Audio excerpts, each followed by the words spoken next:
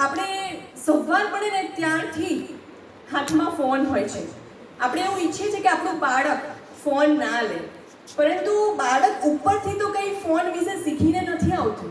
બાળક જન્મી અને જે દુનિયામાં આવે છે ને એ દુનિયા જ ફોનથી રંગાયેલી છે. એટલે જ કહેવાય છે કે બાળક ચાલતા પછી શીખે છે અને ફોન ચલાવતા પહેલાં શીખે છે.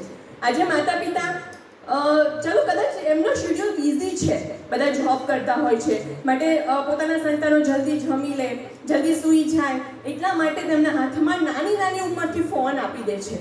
અને કડવું સત્ય એ છે કે મોબાઈલ એક નશો છે ને નશા તરફ ધકેલનાર આપણે માતા પિતા જ છીએ. આપણે ઈચ્છીએ છીએ કે આપણા બાળકો ફોન ના લે, પરંતુ સામે આપણે એ કરવા તૈયાર નથી કે આપણે ફોનને મૂકી દઈએ.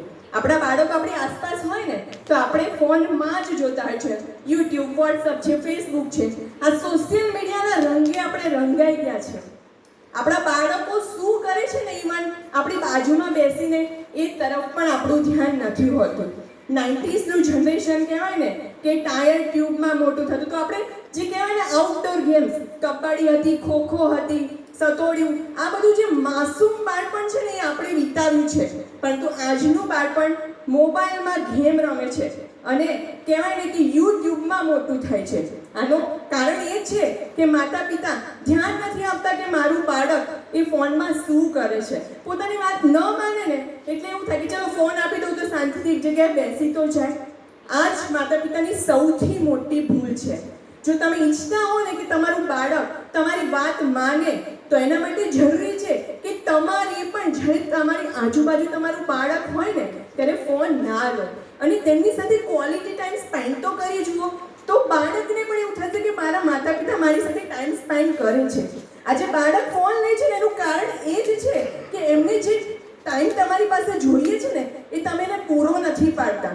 આજે બાળક ફોન એટલા માટે લે છે કારણ કે તમે તમારી લાઈફમાં વ્યસ્ત છો. આજે બાળકને રમવા માટે કોઈક જોઈએ છે, વાતો કરવા માટે કોઈક જોઈએ છે, પરંતુ એ ટાઈમ તમે આપી નથી શકતા.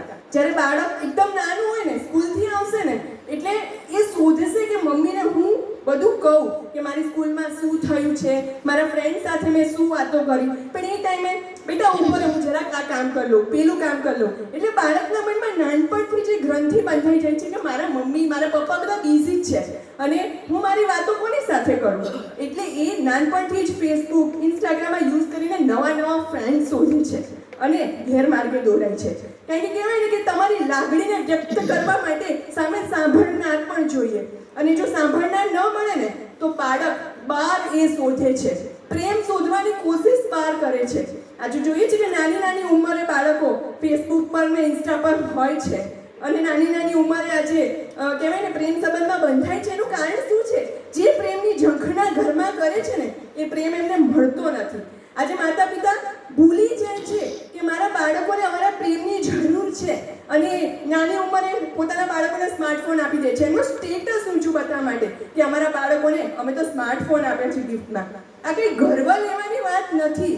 આ વાત કરી ને સ્ટીવ જોબ્સ કે એમને ખબર હતી, એમને પોતે ફોન બનાવ્યો હતો, એમને ખબર હતી કે મેં આ રાક્ષસનું સર્જન કર્યું છે. એના ફ્રેન્ડ નિક પોલ્ટરને આ વાત કરી હતી કે હું નહીં આપું ફોન મારા બાળકો 18 વર્ષના નહીં થાય ત્યાં સુધી, કારણ કે આ રાક્ષસનું સર્જન મેં કર્યું છે અને એના ગેરફાયદા શું છે મને ખબર છે. તો ત્યારે નિક પોલ્ટર એને પૂછે છે પણ ખરા કે તો પછી તારા છોકરાઓ ટેકનોલોજી કેવી રીતે જાણશે.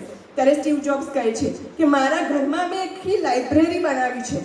બાળકોને ટેકનોલોજી જાણવા માટે કંઈ ફોન જોઈને ટેકનોલોજી જાણવી એ જરૂરી નથી. બુકમાંથી પણ ટેકનોલોજી વિશે જાણકારી મેળવી શકે છે.